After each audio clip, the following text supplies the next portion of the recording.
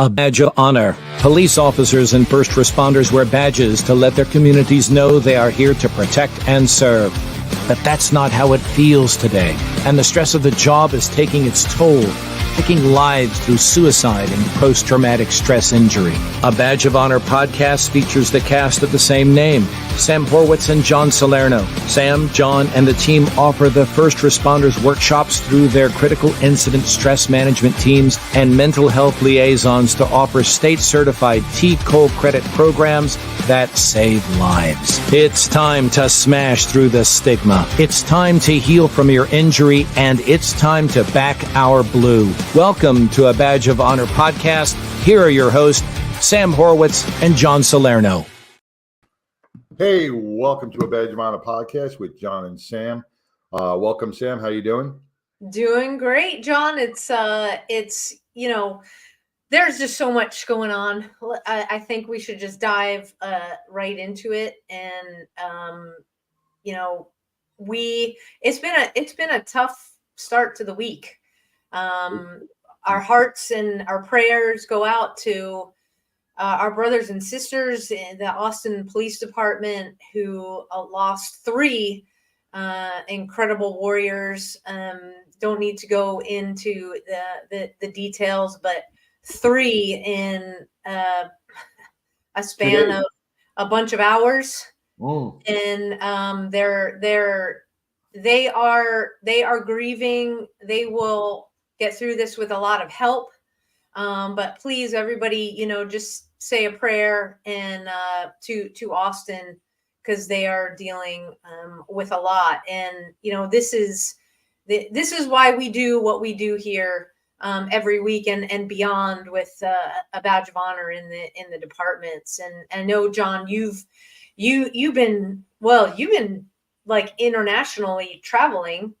Yeah, but also on top of Austin, I didn't mean to cut you off, Sam, but I got word today that Chicago had lost a firefighter as well in the line of duty. So our prayers go out to the Chicago Fire Department as well.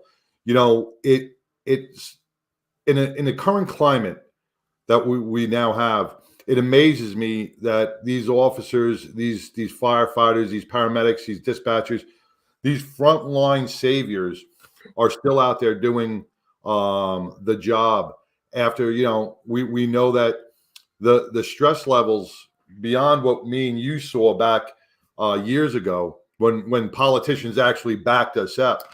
They're doing a job with really no backup, no help from the politicians, and they continue to put their lives on the line and endure these traumas, both physically and mentally. And it warms my heart to know that these men and women are out there each and every day protecting us, and God bless them. And it just breaks my heart to see things like this happen.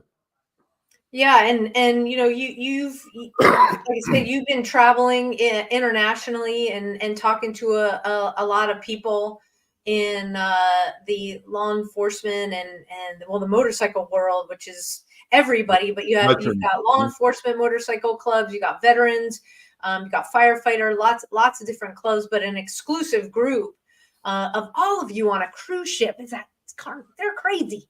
Sam, but you did salute to service, which was awesome. Sam, I did a show on Royal Caribbean on the High Seas Rally, and there had to be over 1,000 people in the room. And, there were veterans, first responders, and their families. And all I did was, I don't remember how I brought it up. I said, I believe in freedom. I believe in our Second Amendment. I just believed in our Second Amendment rights. Man, the crowd went crazy. They just cheered because they love freedom. And what we watch on the news, and we get disheartened and we say, oh my God, this is the way our country is, man. You just be in that room for 5 minutes with 1,000 other first responders and veterans, and you hear them cheer, and it was amazing. It really renews your faith in this world when you're around the like-minded people who still believe in what our forefathers fought for. Sounds like they need to change it to High Seas Freedom Cruise. But that might attract some attention, or they might just sell out that much faster. I don't know. Yeah. But we are, tonight is part 2 of with our incredible guest from 22-0. If you didn't see part 1, it is you got to go back and start with episode 55. And that'll bring you up to speed, because we really want to get into the meat and potatoes of what these guys do and how they are healing. So without further ado, Dan Jarvis and Nick Davis from 22-0, thanks you guys so much for coming back on the podcast. It's great to see your faces. Thanks for having us. Yeah, we appreciate you guys. You bet. Like I said, you guys covered your bios on the last podcast, and since that time, I covered the last podcast where we got to work together. John really didn't get to go into his work with you all. So John, why don't you kind of set the tone and we'll go from there. Last podcast I was very skeptical, and when I think it was Dan, when you brought up that post-traumatic stress is curable, it's healable, and I was a little taken back, and I was like, you know what, I would love to see this happen. And what you guys from 22-0 did was you flew out to Texas in 2 days and said, you know what, hold my beer, I'm going to prove you wrong. And like I said, I was I've been battling post-traumatic stress for a long time, longer than I even realized. And you guys proved me 100% wrong. I sat with Dan for I think our first session, Dan, was about an hour and a half, maybe 2 hours, because you did the brain scan. And we sat, and it wasn't like EMDR at all. It wasn't something that where I reached back into my emotional treasure chest and started feeling all these different emotions. You did it in a way where I felt so comfortable, and it was a normal conversation. And you brought me back into these aspects that I was like, wow. And then you moved me forward, which I don't know how you did. It was like you were playing a game of chess with my mind, And after that first session, I was like, well, okay, I don't really feel any different. And then I slept okay that night. The second day I went back was a little bit more intense. We dug a little bit deeper, and you told me, you're like, well, you're going to sleep a long time and you're going to feel a little different. So just to recap, I was having anger issues. I have 3 rescue dogs, and they love me. They love my wife, and when I come home, they bark, and their barking goes through me. It never impacted me before, but it's been impacting me. And they're just happy, but it sparked something inside me. So I was starting to get angry and violent and losing my temper. And when you said you could fix that, I didn't believe it. So after about 2 days, after the therapy sessions, I come home, the dogs are going maniacal, barking, wagging their tails, but the bark. And I was just like, nothing, no anger. I just relaxed, and I started petting them, and I was like, holy crap. Right. That's a fluke. Maybe I'm just in a good mood, And then I'm sitting down, and my wife comes home, and the dogs go crazy again. And I'm like, I'm not feeling anything. This is weird. But since that session, I have not had an anger outburst. I have not felt stressed or out of place when the dogs go like that. So it 100% worked, cured, whatever way you want to say it, but it healed that portion of whatever trauma was triggering those issues. So if I can interject, John, all I have to say is checkmate. Right. What happens, and a lot of people don't understand the root of trauma and emotion. So like the anger is a trigger. It didn't start with your dogs. It started way in the past. And you find those roots and you pull the weeds out. You pull that root out and the weed dies. When it's like an aha moment, right? So you go back to those early moments, you activate the emotion, which is just a whiff. You only need to get a little bit of a whiff of that onion. And then you do a framing exercise that inputs information that fills that hole where the emotion used to be. So now your brain is defaulting to the information over the emotions. And like trauma, I'm going to use for an example, yours, and I'm not going to discuss trauma because I don't even know what it was, but everyone's got different ways of representing images in their mind. And what I found interesting about yours is you couldn't see the pictures, right? Yours were colors. Well, guess what? That's an internal representation, and we can operate with anybody's internal representation. So if you see images, I had another former deputy who saw cloudy images. Well, we just created those cloudy images that represented those moments, and the brain knows where they are and they know where they're rooted. And we're able to go back to those moments and disconnect the emotion, disassociate the emotions out of the event, because it's the reactivity of the emotions that causes the problems. Once your nervous system gets active, you're in that triggered state, you go rage monster on the dogs and you're wanting to Hulk smash. It's because of the original emotion that was established maybe 30, 40 years ago. Right. And all we do is we just go back and we find those pinnacle moments, activate the emotions, and then help your brain reprocess and release the emotions. It doesn't touch the memory. The memories don't go away. It's not like it's not memory extinction. We can't do that. I mean, that's not what this is, but what it is a disassociation of emotions, which allows the brain to reconsolidate. So and this has a specific term, and we got to take our first break. We're going to discuss what that is called and go deeper into the awesome stuff you did with John. Yeah. Stay tuned, everybody. Move freely, America, without medical restrictions or penalty. Without medical freedom legislation in place, our rights and freedoms are one vote away from being dissolved. Move freely, America, with one voice, without fear of retribution, achieving a common goal, medical freedom. We the people make our voices heard by connecting with state legislators and engaging a constitutionally compliant medical Bill of Rights for all citizens. Individually, change is improbable, but as an aggregate, attainable. It's time to act with one voice. My voice. And my voice. And my voice. And my voice. To protect our freedom, creating one voice that cannot be ignored. This requires your voice, too.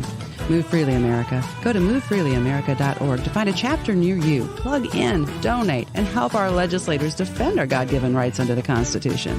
Move Freely America. My voice. And my voice. And together with your voice, we're one voice that cannot be ignored. Donate today. MoveFreelyAmerica.org. Hey, welcome back to a Badge of Honor podcast with John and Sam. We are powered by the OBBM network, and we are our guests today, Nick Davis and Dan Jarvis with 22-0. We were discussing a little bit of my skepticism and how you guys changed my mind through some therapy programs. And I just wanted to recap with Sam and Nick. I don't know if you guys understood what he was talking about with the colors. You know, when we were doing the therapy session, and he asked if I could see images when I closed my eyes, I was unable to focus on certain aspects and images. I couldn't replay the pictures in my head. So what I would see is colors. And Dan, if you remember, when we hit a certain aspect of trauma, you asked me what color I was seeing. I was seeing like a deep red or cherry red. And then as we moved forward, it would turn into like a bluish green. And then it would by the end of the session, that topic we were talking about, the red was totally gone, and I saw green. And I never saw those colors before. Usually you close your eyes, you'll see black.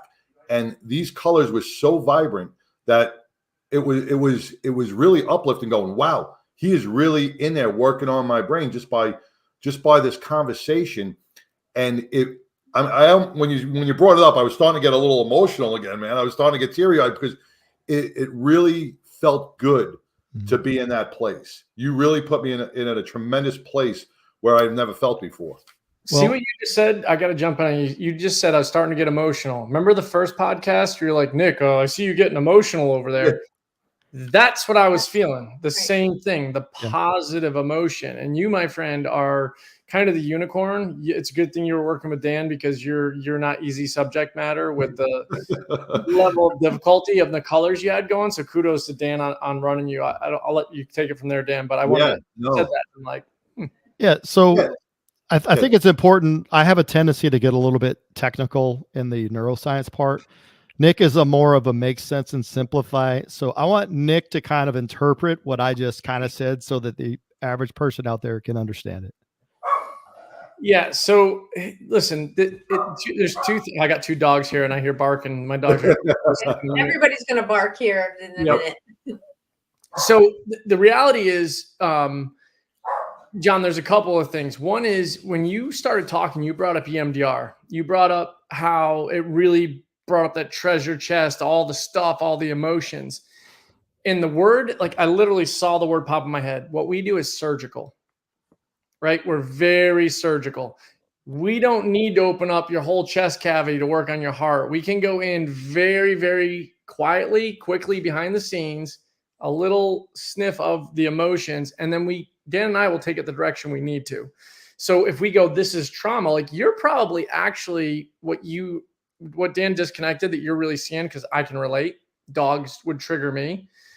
That's anger, rage, right? Now, it could be linked to a trauma, but a lot of times when you turn off that anger, all of a sudden you're like, it's really weird. Right now, I'd normally be like, whoa, and there's nothing there. And there's a piece of you that almost wants to feel it. You're like, you know what? You're used to it.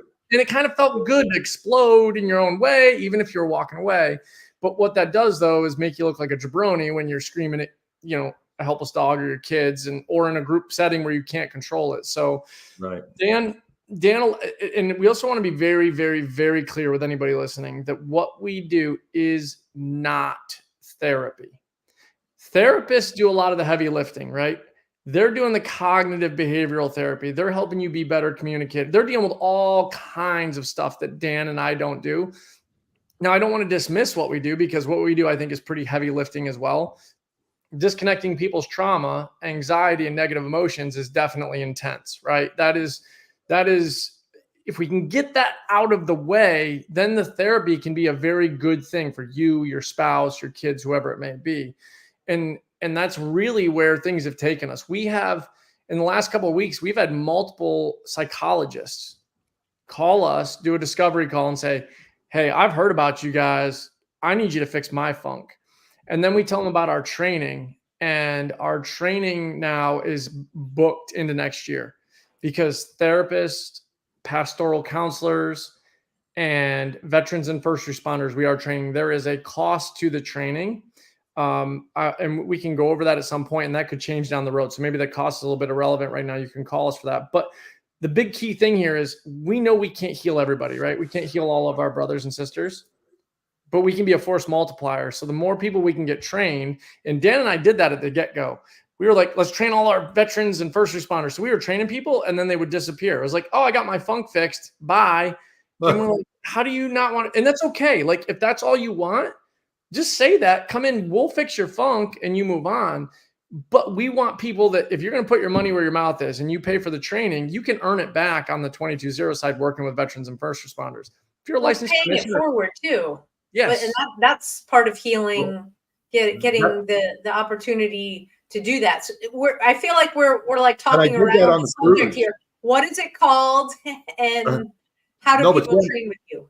I did that on the cruise. I brought this not the therapy, but I may have said it was therapy, but I brought up 22-0. I brought up what you guys did, and I do a salute to service. I had about 40 veterans and first responders in there, and I was just telling them about the different aspects I went through. And last year, nobody really got up and spoke. They just listened. This year, 5 of them came up. They listened and they spoke and they shared and they broke down and they hugged and it was amazing. It was amazing. Just speaking of your word on that cruise really helped so many.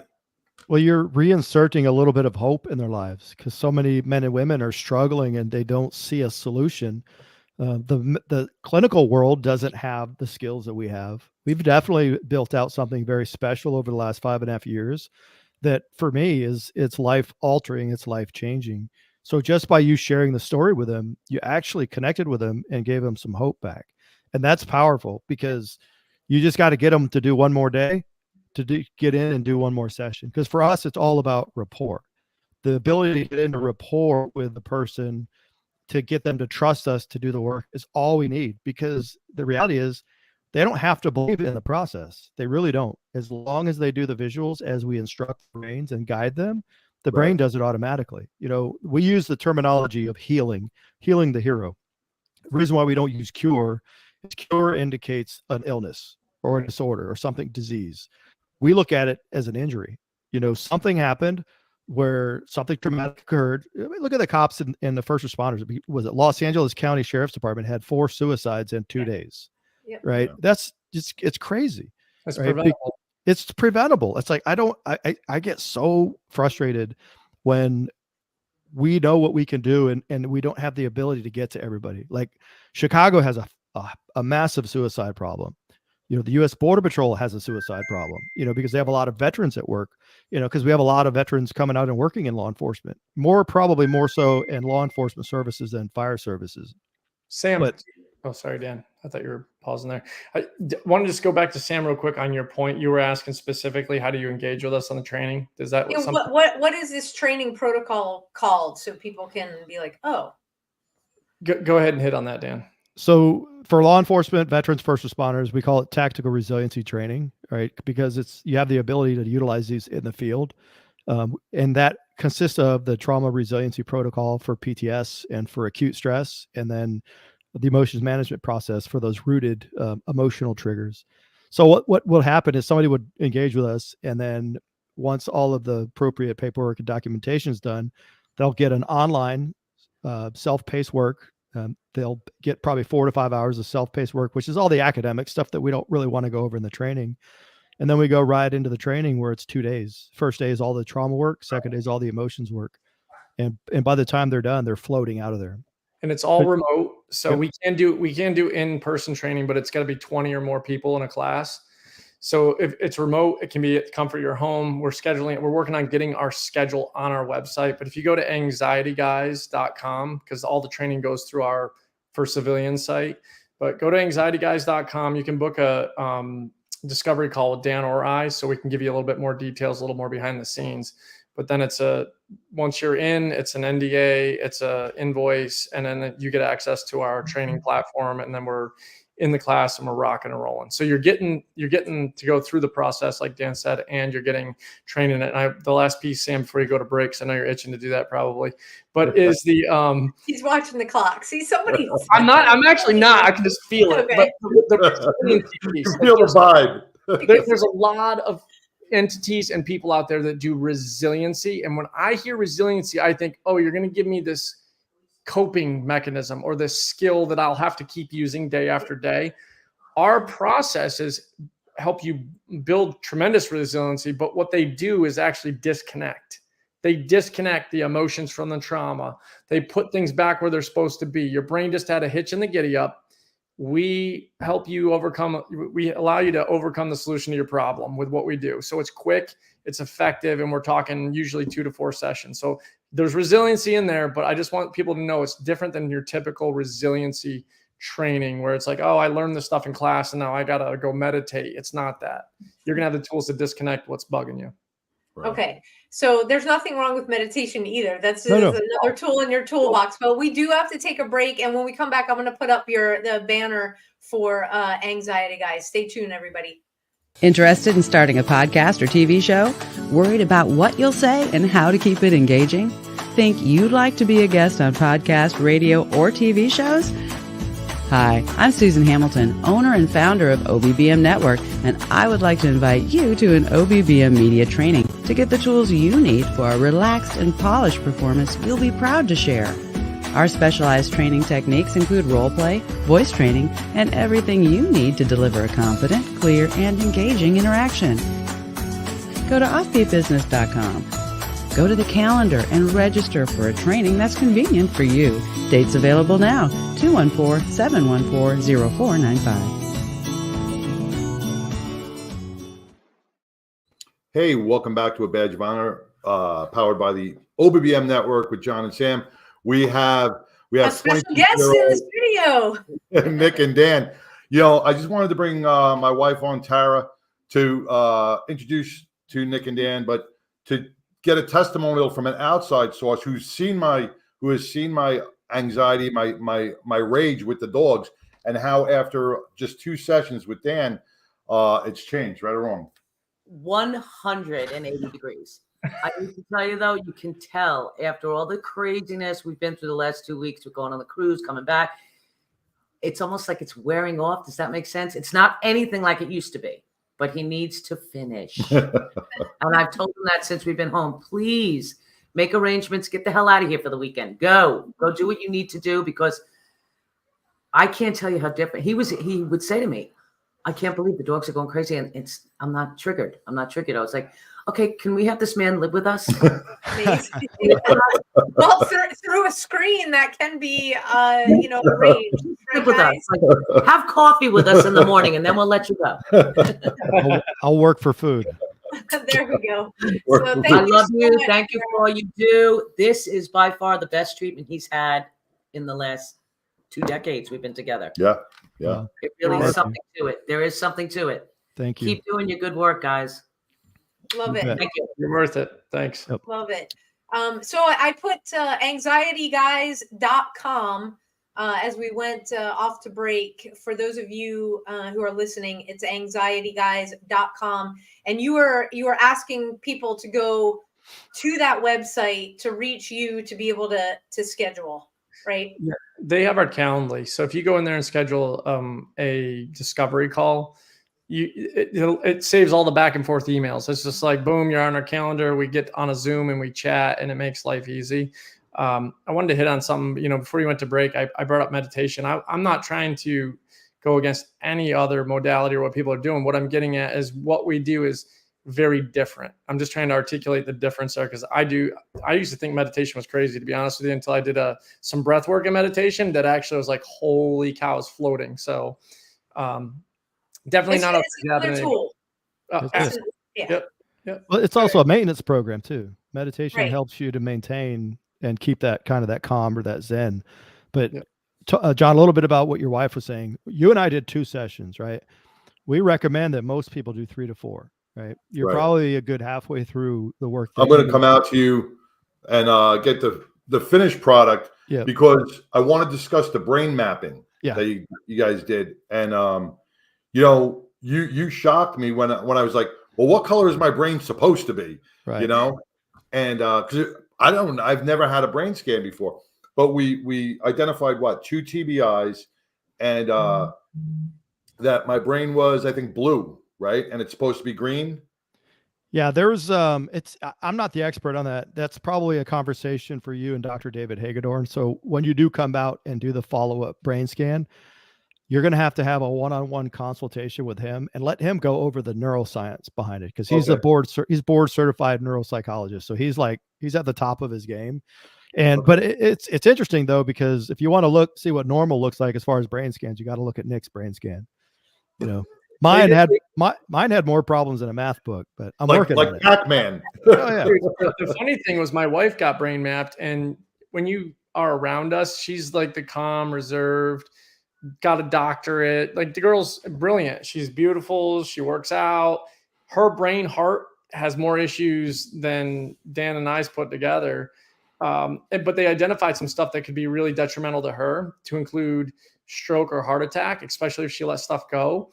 And then my son Dr. Hagedorn goes, let me guess, your son is always moving around. He can't sit still, and he doesn't listen really well. And I'm like, have you been living in my house? So he's like, yeah, your kid would normally be, I don't know if he said this, but basically it was like, my kid's the kid that a lot of therapists might diagnose as ADD, right? Or ADHD. Did the brain map on Fisher, and Dr. Hagedorn goes, see this part in his brain right across here? It's operating at a low frequency. So when Fisher's doing all this stuff and he's moving around and we're yelling at him to sit still, he's moving. He's instinctually learned to move, because that activates the part of the brain and brings it up, which allows him to focus. So basically I'm like, focus, but stop focusing, damn it. It's like, what do you want me to do? So it's confusing. but that can be fixed. He's like, Right. with neurofeedback, you can change that in a month, which we're just getting ready to start doing with Fisher. But the poor kid, I'm getting frustrated with him. Sit still. You're not listening. Well, he couldn't help it.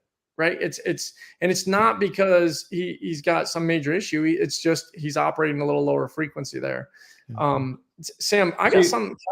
Go ahead. Once you know, I was gonna say, and this is where I love what you guys do, because so many clinicians or therapists or doctors are so quick to just throw medication at a child and throw them on prescription drugs, just to, when a few counseling sessions or knowledge, more knowledge is power, they say, and having the parents learn about this, you can do it with just speaking with your child, instead of throwing or changing what you do, instead of throwing medication at kids. Well, the problem is education, right? You're getting an education lesson talking to Dan and I, and what we've learned over the past 5 years. Vast majority of the world has no clue about what we do.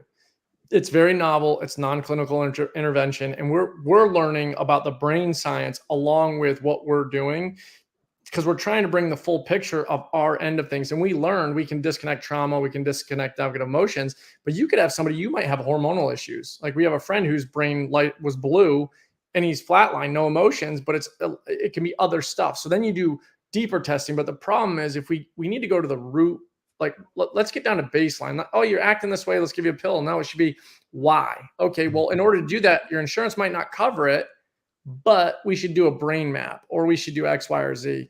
It's a little off topic, but Sam, I was hoping that you and John would let me share something, because it's going to give you a giggle. And with this community, I have a guy. Go ahead. We can do that. We got to take another break. We'll come back and you can make us all laugh. I promise. It'll be a wow laugh. You'll like it. Okay. Stay tuned, everybody. Stay tuned to be wowed with laughter. All right. We'll be right back.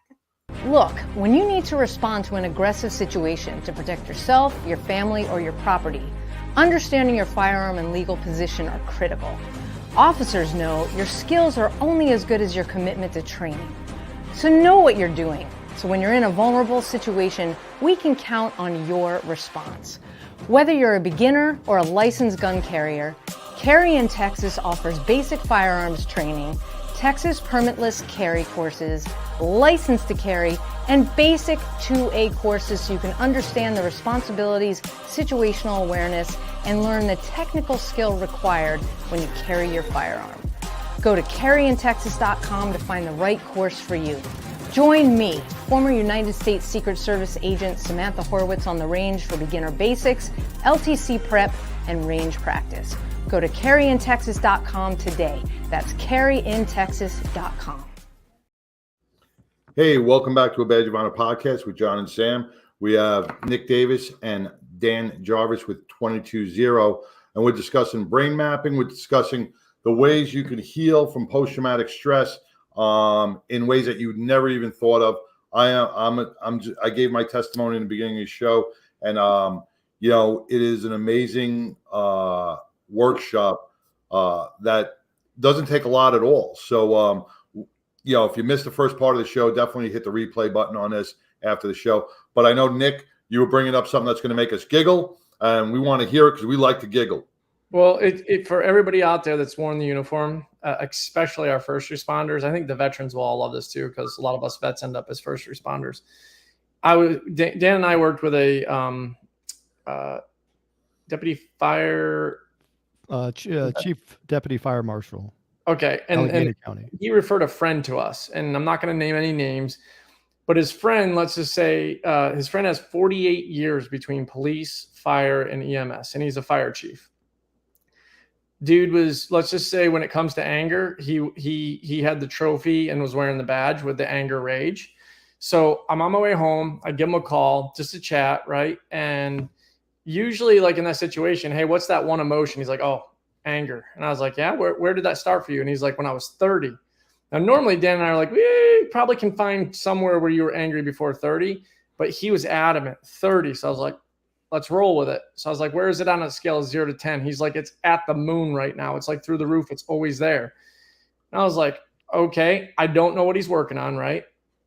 which I will share later because it's not overly graphic. But so he's like, dude, it's through the roof. I do the EMP process while I'm driving with my kids. I'm on headphones, but I got my kids, my wife, and 3 dogs in the truck.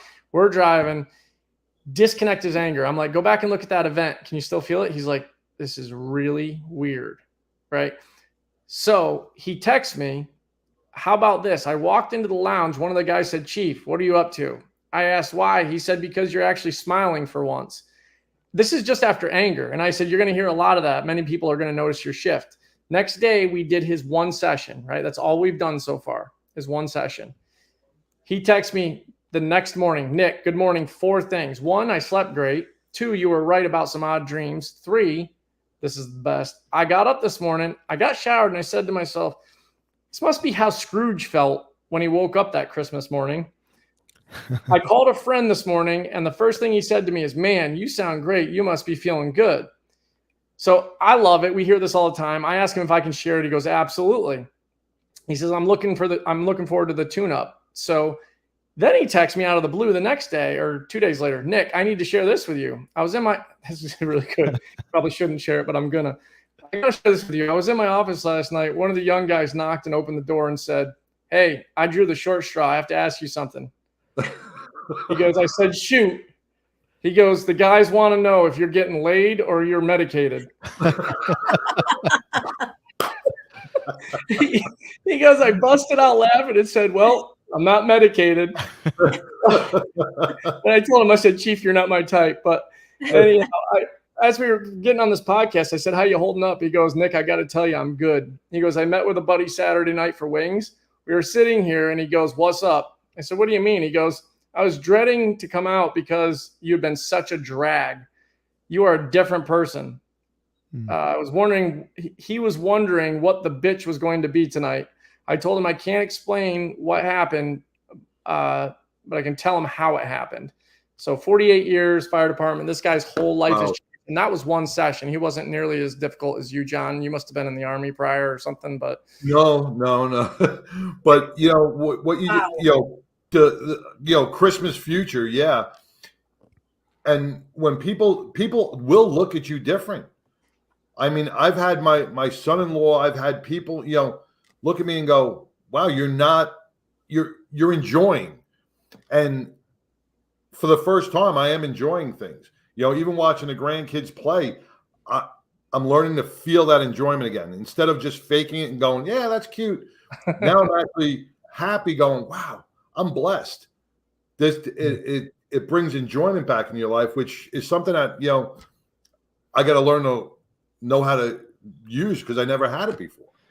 It was weird. That's the crazy part is when you have all those negative emotions and traumatic emotions, that numb feeling we get, your inability to feel the good emotions. Our bodies, because it's safer, it's easier. We don't want to deal with it. When you get all the bad stuff out of the way, all of a sudden, I remember one time calling Nick and I'm like, man, I didn't know somebody could feel this good and it'd be legal, right? That's just the way it is when you have nothing but a lifetime of like bad emotions. But yeah, and it's amazing what can cause that though. Like that fire chief, his anger, he told me later, I told him like, I don't want to hear it. I don't need to hear it. He goes, dude, a family got smoked by a drunk driver on Christmas Day. He goes, that day I knew what hate was. And I've felt it every day since I was 30 years old. Wow. One event, right? Now, it wasn't necessarily traumatic for him, but that emotion rooted. And for 30 years, he's been terrorizing his family, friends, his guys working underneath him, not because he wants to, but because it's just there and he can't get rid of it. It got stuck. That shield goes up because you can't show emotion while you're on that job. So you go to that fire scene or that accident scene, and you can't break down and cry. You're a chief, or that manly thing. You can't break down and cry. So your shields go up, and like you said, they get locked in place. So you can't differentiate the difference between the trauma that was out on the street. Now your shield is up when you go home in your normal daily life. Right. You keep that shield up because you don't know when that next shoe is going to drop, and it's scary. And this is a perfect segue. I'm going to put up the 22-0 banner. Guys, if you're listening to this, it's the number 22 and 0 spelled out .org. So 220.org. All of your social media handles are on that webpage. Go and subscribe and follow, because this story, I was following it on LinkedIn. You guys shared about this fire chief a little bit and his work with you, obviously not to this in depth. And it is just absolutely amazing. These are the kind of things between what they share, what you guys share on your different social media handles, but also the testimonials that you have on the website. So jump on over there, folks. Again, if you are listening to this on your favorite podcast app, it's the number 22 and 0 all spelled out .org. So you want to go there. That is phenomenal. And the word that kept resonating with me as Nick, you were telling this story and reading off the text, was freedom. Yep. For the first time, this guy in 30 years is free from the anger that he took at that scene and just put on his heart. Yeah, he had a lot of trauma too. Had childhood stuff. That's the thing. Most of us have the childhood trauma. Even if it's not the biggest trauma or the worst trauma, it starts there. And we just give you that clean slate to operate from. And once you got that clean slate, you can start becoming the best version of yourself. You know, that's our local church that we've been at. We're talking to our local pastor, and we've trained some, Dan's done the first couple trainings with the pastoral counselors, just a plug for them. We have a protocol that we call the Jesus protocol that will allow people that are of faith to go through the process from framing that is all biblical. I won't go deep into the weeds on that, but let's just say it's very impactful. And our pastoral counselors Dan's getting blown up on the text messages. It's like, you wouldn't believe it. I just worked with this person. And this has happened. And we're like, 5 years we've been hearing this. And this is where we get frustrated, is like, we literally have the way to go sit down, and in a few hours worth of work, you're smiling and you're happy. And for the first 5 years, we were doing nothing but giving it away. Now we're charging on the civilian side. But if you're a pastoral counselor or you're a member of a church, you know that you can believe in God, but still carry guilt, still carry shame, trigger to anger quickly. Doesn't mean that you don't have faith. And I get that. Like, a lot of people say God heals. Some of my closest friends are so far that direction that they don't want to hear anything else. And I'm like, it's kind of that old analogy. Guy's drowning and he says, no, I'm good. I don't need a helicopter. I don't need a boat. And then he drowns, and God's like, you idiot, I sent you a boat and a helicopter. Right. I think God is using us to heal others. And if you don't believe in God, that's fine. Our process isn't faith healing. However, if you are a person of faith or you're a pastoral counselor, we have created the process that will allow you to do it all from the faith end of the spectrum. And it's amazing how rapid it am I wrong, Dan? Like, how fast does it happen for the believers? The faith model is so much faster because they have a higher authority. That's God. You know, they believe, you know, in their biblical upbringing and their education. And when they do the reframes, and it's like a Bible verse, you know, say somebody with anger, and you have them activate it, and then you disassociate them. And then I always kind of quote the verse, be angry and do not sin. Do not let the sun go down on your anger. And then you ask the question, how many sunsets have there been since you're 7? And their eyes will light up. And that's the aha moment. And the next thing you know, they felt the anger just dissipate and leave. And you know what, Dan and I we're going to do this. This is going to happen. I'm looking for a pastor that will allow me to come up on stage with them.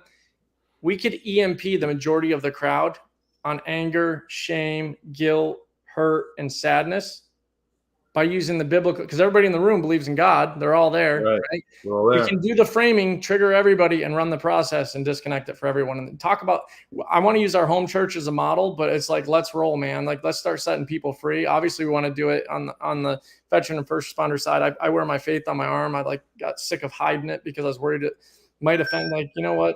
I love all people. You be you, I'll be me. And that it doesn't require the faith healing, but I'm not going to not talk about it, because there are a lot of us out there that believe. And this is something that we've tied into our community, and it's something Dan and I feel very strongly about. So, I think you just put out the all call. So if you're in a pastor role, or if this maybe you're somebody that goes to church that you want to bring it to your pastor, definitely reach out. We got to take our last break. We will be right back. To the Health Engineer Show. I'm Cliff Buckley, the Health Engineer, right here on the Offbeat 50. Hi, I'm Larry Cortampa. Hi, my name is Susan Hamilton, and you're watching Offbeat. Hi, this is Serene Milano. Welcome to Big Ideas Small Business, where we will be talking to Terry Arjala.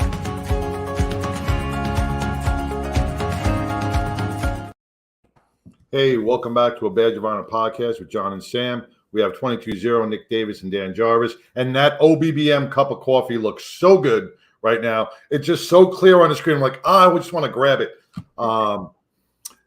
Man, this has been very impactful. And Nick, you just brought up the faith-based type of way of healing in a different way. But I don't know if this is going to come out right, because I'm thinking generational. Now, you guys have done a lot of different, a wide variety of first responders and veterans, all of different backgrounds and ages.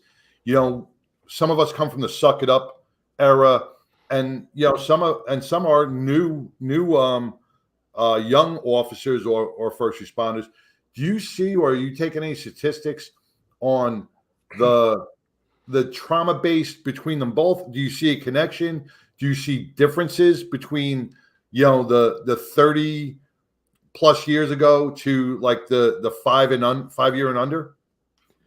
So I'll speak a little bit to that. One of the most difficult groups we've had the ability to get into is that Vietnam era generation, right? They came back to a country that was spitting on them and cursing them and humiliating them. So there's a big trust gap with the Vietnam vets.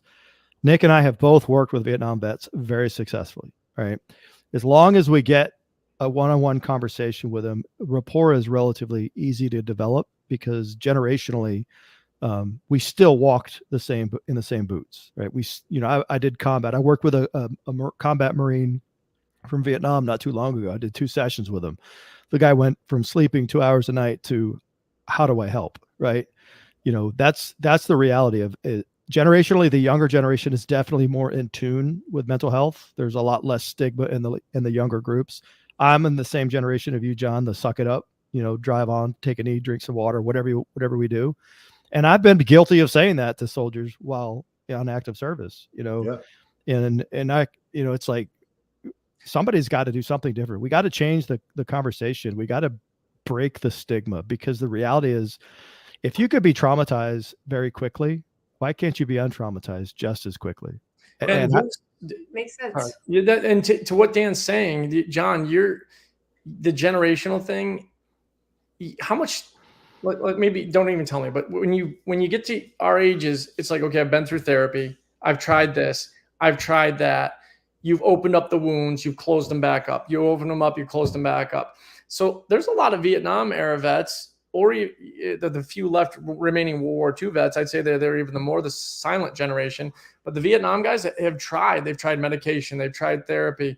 And it's like, I'm done trying, because every time I try, I feel like I get worse or something happens. We understand that. And that's where the rapport, like Dan was saying, is big. Because if we can get with you and you can truly understand that this is not therapy, we're not going to open up those wounds. We're going to be very surgical, and you're going to sleep good. You're going to sleep great. You're going to start smiling. Well, what I'm saying, John and I have both been through, been through what you guys are talking about, and it's absolutely, you are not opening. John refers to it as Pandora's box. You're not going back. You're not taking people back to relive that trauma. 100%. It's very surface. It's a different conversation, but you come out going, what just happened? Right. Yeah. What had happened was the coping skills from 20 and 30 years ago to now, with the newer generation, the way they react to things is apples and oranges, and I want to say we've moved forward within our first responder and military, that we're a little bit more pro mental health, not where we should be, but we are better than we used to be. I got to say that. So do you see an aspect where we're on an up road where things are starting to change, or? Yeah. So I think we are starting to see a little bit of a shift, because everybody's looking at the landscape of the first responder world, and you can't keep police officers. You can't keep firefighters. They're average of them. They're timing out in about 5 years, right? Because of the emotional stress that they have to go through on the job. One of the problems is right now, the people sitting at the top, John, is our generation, right? our age group, right? The guys that say rub dirt on it who don't necessarily believe that there's a problem. Because the moment you say PTSD and it's a police chief or a sheriff, liability is the first thing they think of. Right. We got to get this guy off the street. We can't have him out there, and then you'd isolate him even further. And then we wonder why they're checking out the way they are. Right. That was my problem when I was a non-commissioned officer in the Army. I was a squad leader. Where do I go for help? Right. I know what my bosses think about PTS. I knew that there was a problem, but suicide became the better option. And that's got to change. That conversation has got to change. The beauty is if you're out there and you run a peer support program or a wellness program at a department, I would just suggest that you go to 22-0 and vet the process for yourself. Just go through the process and get worked on or worked with another peer coach or Nick or myself directly. Feel it. You'll know it's real when you feel it. It's true. And we can prove it. I went to a conference with Dr. Arnell, our executive director for the Florida Association of Hostage Negotiators. And we got 2 blocks of instructions. So we got about 200 out of 300 cops came through. Got classes on PTS, anxiety, depression, stress of the job. And then I said, all right, I need a volunteer. Who wants to come up here and break up with a real world traumatic experience? John, you and I both know cops. Crickets. Nobody wanted to take me up on it. I'm going to use a little bit of foul language. I said, all right, who wants to come up here and prove that I'm full of shit? And 10 hands go up, right? I'll show this guy. And I got one to come up and he went through it and he was like, whoa, what was that? Right. And that happened in both of those segments. As a result of that, 25 of the cops at that conference sat with myself or Dr. Pam Arnell during that week. They actually. Well, that is amazing. I'm sorry. Again, this hour flew by. I've had the website up the entire, when you're speaking. Get connected, 220.org, or you can go to anxietyguys.com and get on their calendar. That's where the Calendly is for Dan and Nick. We want to thank you guys so much for coming back on. You continue to open my eyes. And as I read your LinkedIn posts and everything on social media, please go connect with them so you can read the success stories as well. Just can't thank you enough for what you do in healing our heroes out there. And, I'll be back in touch. And I know John will too, to finish out what we started. And just all the best to you. Thank you so much. Thanks, guys. And once again, here's a true testimonial from somebody 30 plus years of trauma dating back to childhood. 2 sessions so far have really stopped a lot of my anger issues. Sleeping better. I am having dreams now, which I've never had before, which is weird. So you've definitely provided that healing aspect. I know I have a couple more sessions to go through with you, Dan, and I'm going to fly out soon. And I'm looking forward to it. I'm really looking forward to getting on that path to recovery, because learning to enjoy, man, we only spin on this marble one time, right? We might as well enjoy it. We can't live our life within ourselves from traumas that we know that we can fix, right? So you guys definitely provided that enjoyment aspect for someone to really get on with their life and enjoy this crazy world. Yeah, but you guys are doing it. John, you and Sam are bringing it, people. Your podcast is awesome. I've been picking up different episodes. What you guys are doing is you're getting in the trenches with us. Yep. We're shoulder to shoulder. Nobody's above anybody, and we're working on a common problem. We're a piece of the bigger puzzle, and we want to get our piece to the world so that people can start enjoying all the other stuff out there. But we appreciate everything you guys do, your support and bringing us on, because without you bringing us on, our voice is not as wide reaching. So thank you. Well, amen to that. Appreciate you guys so much. We'll catch up with you soon. Sounds good. Take care. Thanks, guys. Right. God bless. Bye. That was amazing. Just to go through a bunch of things, please just watch this episode. Actually, go back to 55, start there, then come back here. If you liked what you heard, please like and subscribe. We're bringing you incredible healing content every single week, and we appreciate those that have already done that. You can also follow us on our social media handles. The easiest way to find out where we are is to go to abadgeofhonor.org.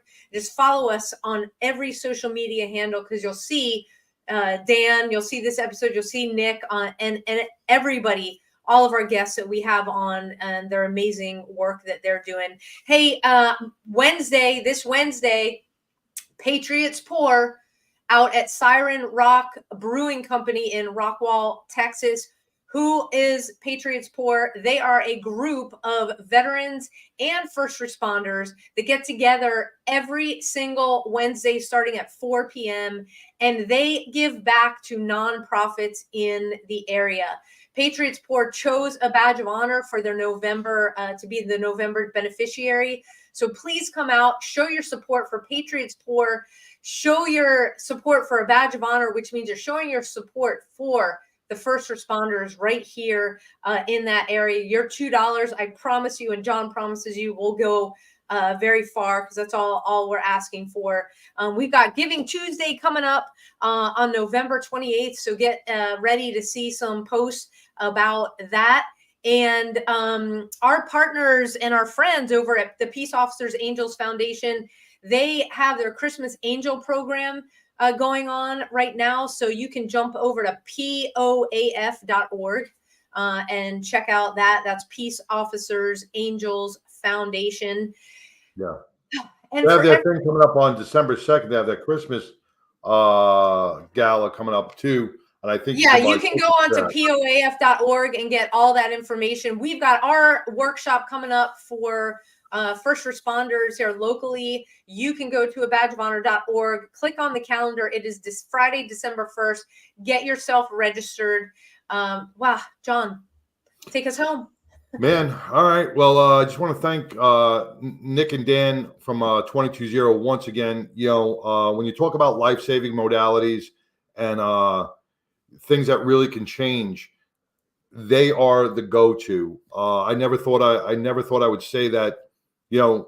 Healing, there's a chance of healing, but yeah, there is. And, you just keep working on it. So, man, I usually end with, if you could be anything, just be kind. If you can be anything and you're battling, go to 220, because that's the path you need to try right now. Till next week, everybody. Take care. Peace. A Badge of Honor podcast is produced for the OBBN Network podcast and protected under copyright law. For content permissions, please submit your request to abadgeofhonor.com on the content page. For OBBN Network programming information, please call 214-714-0495 today.